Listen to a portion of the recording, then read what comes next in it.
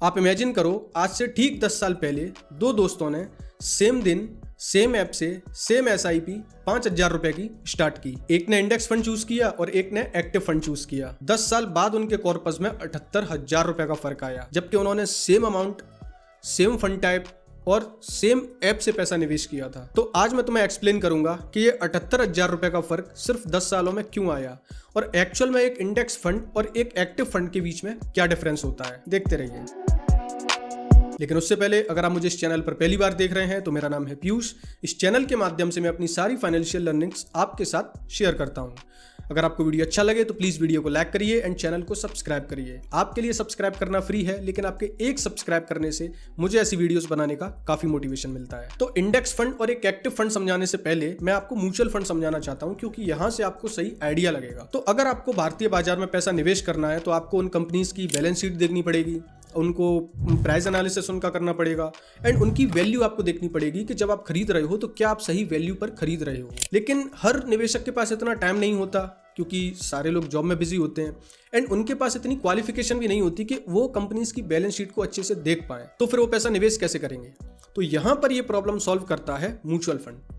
Mutual fund में एक fund house होता है, उसने अलग अलग कैटेगरी के म्यूचुअल फंड्स लॉन्च किए होते हैं, लाइक लार्ज कैप जिसमें सिर्फ लार्ज कैप कंपनीज में ही पैसा इन्वेस्ट किया जाएगा, मिड कैप जिसमें सिर्फ मध्यम वर्गीय कंपनियों में पैसा निवेश किया जाएगा एंड स्मॉल कैप जिसमें सिर्फ स्मॉल कैप कंपनीज में पैसा निवेश किया जाएगा। इसके अलावा और भी कैटेगरीज होती हैं, लेकिन हम समझने के लिए सिर्फ इन तीनों को ही समझ रहे हैं। तो एक फंड हाउस होता है, वो अपने अलग अलग तरीके के म्यूचुअल फंड्स लॉन्च करता है और हर म्यूचुअल फंड का एक फंड मैनेजर होता है जो उस फंड में आए हुए निवेशकों के पैसे को मैनेज करता है कि उस पैसे को किस कंपनी में लगाना है, किस कंपनी में नहीं लगाना। तो इस तरीके से ये काम होता है एंड फंड मैनेजर की एक टीम होती है जो हमेशा रिसर्च करती रहती है बैकएंड में कि कौन सी कंपनी अच्छी वैल्यूएशन पर मिल रही है, किस कंपनी को खरीदना चाहिए, किस कंपनी को बेचना चाहिए। तो ये जो कंपनी डिसाइड करती है, जो रिसर्च टीम होती है, और ये जो फंड मैनेजर एक्टिवली काम करता रहता है, इसके बदले में ये आपसे एक फीस चार्ज करते हैं जिसे बोलते हैं एक्सपेंस रेशियो। अब ये एक्सपेंस रेशियो हर तरीके के फंड टाइप के हिसाब से अलग अलग होता है। जनरली ये 1 से 2% तक होता है। अब आपने म्यूचुअल फंड समझ लिया, अब समझते हैं कि एक एक्टिव फंड क्या होता है। तो एक्टिव फंड में जो, जैसा इसका नाम है एक्टिव फंड, ये एक्टिव है। इसमें मतलब ये है जब आप पैसा निवेश करते हो किसी भी म्यूचुअल फंड में, वहां पर अगर फंड मैनेजर खुद से रिसर्च करता है, उसकी टीम काम कर रही है बैकएंड में एंड उसके बाद वो किसी कंपनी में पैसा निवेश करने का डिसीजन लेता है, इसे बोलते हैं एक्टिव फंड।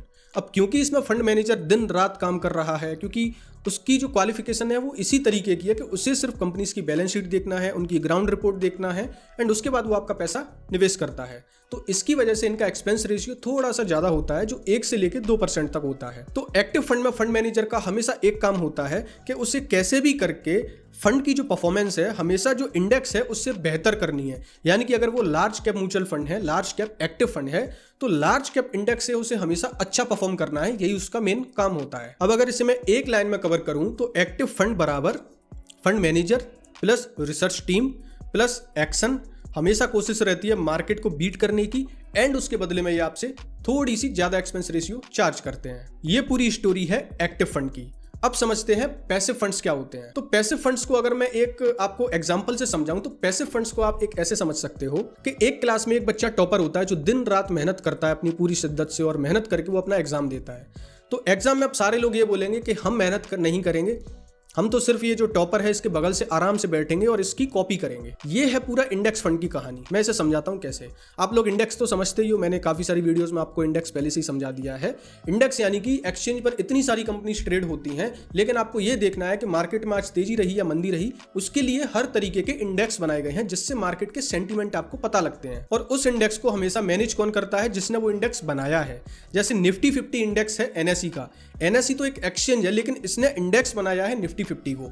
तो अगर इस निफ्टी 50 में से कोई कंपनी बाहर निकालनी है, कोई कंपनी ऐड करनी है, तो वो काम करेगा हमेशा NSE। तो पैसिव फंड में एक इंडेक्स में इन्वेस्ट किया जाता है।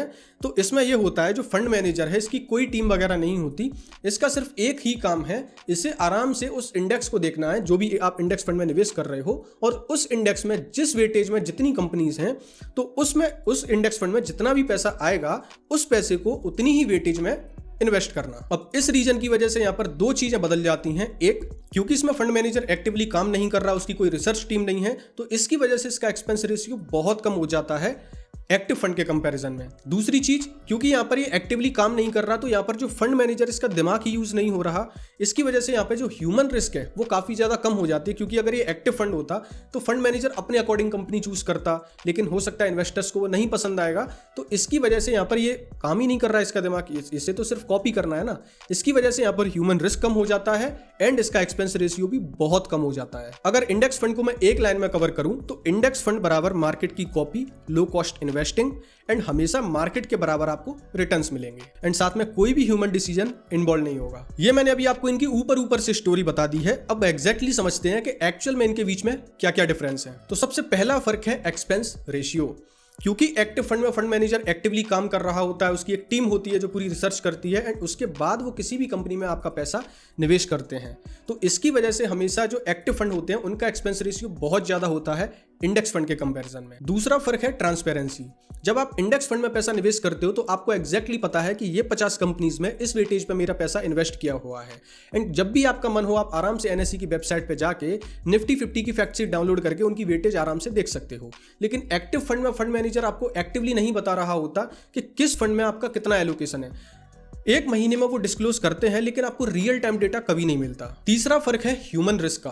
क्योंकि एक्टिव फंड में सारा जो डिसीजन होता है वो एक सिर्फ फंड मैनेजर लेता है। इसकी वजह से फंड मैनेजर कभी कभी उस कंपनी को भी ऐड कर लेते हैं जिसमें उनका फायदा होता है या उनकी पहली कोई सेटिंग होती है।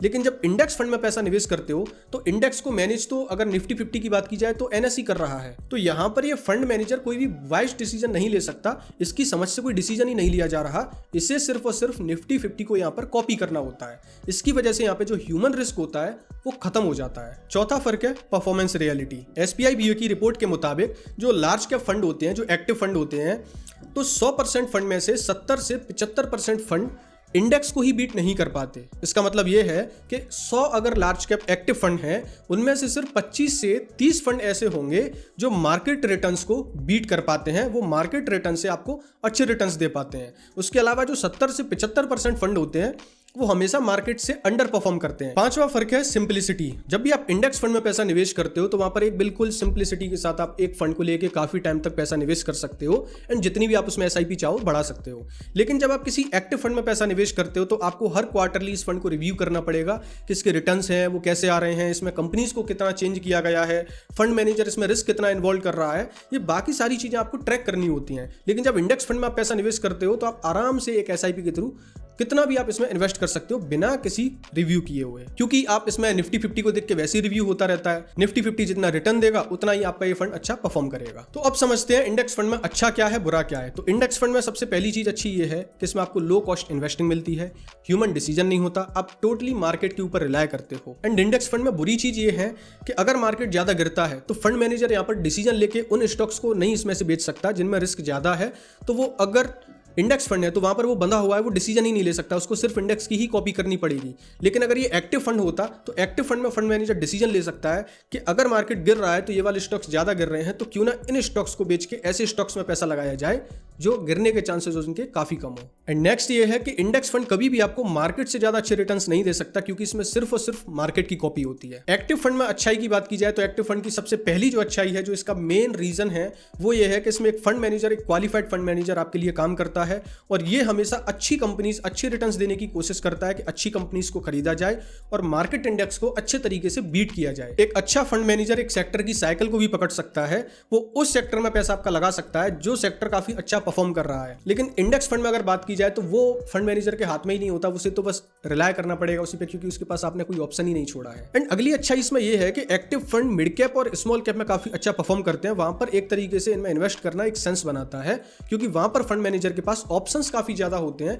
लेकिन लार्ज कैप में ज्यादा ऑप्शंस फंड मैनेजर के पास नहीं होते। दूसरी बुराई इसकी यह है कि इसमें हमेशा एक ह्यूमन एरर का चांस बना रहता है कि एक फंड मैनेजर क्या पूरा फंड रिलाय करता है, अगर उसने किसी कंपनी को चूज किया और वो कंपनी अगर अच्छा परफॉर्म नहीं की तो आपका पैसा माइनस में भी जा सकता है। तीसरी बुराई इसकी ये है कि इसमें एक्टिव फंड में जो भी फंड मैनेजर होता है वो कभी भी अगर वो अच्छा परफॉर्म करता है या वो खराब परफॉर्म करता है तो कभी भी उसे उस फंड से हटाया जा सकता है, यानी कि वो रिजाइन कर सकता है उस फंड से। तो उसके बाद फिर उस फंड को नया फंड मैनेजर संभालेगा तो उसकी अप्रोच कैसी क्या रहेगी, वो सारी चीजें इसमें थोड़ी सी हेजिटेशन पैदा करती हैं। एंड अगली बुराई इसकी ये है कि मोस्टली जो एक्टिव फंड होते हैं वो 70 से 75 फंड होते हैं, वो मार्केट रिटर्न्स को बीट ही नहीं कर पाते।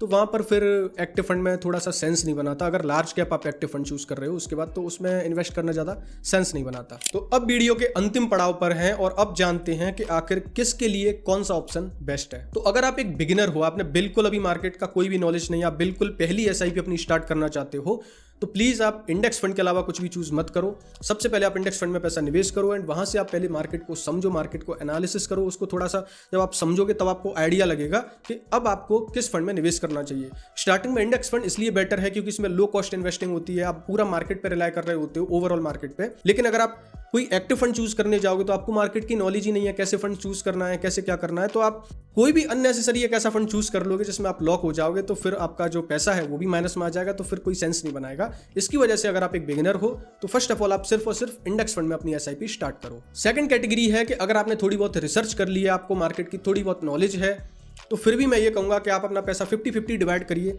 50% पैसा अपना इंडेक्स फंड में निवेश करिए, उसके बाद अगला 50% पैसा आप किसी एक्टिव फंड में पैसा निवेश करिए।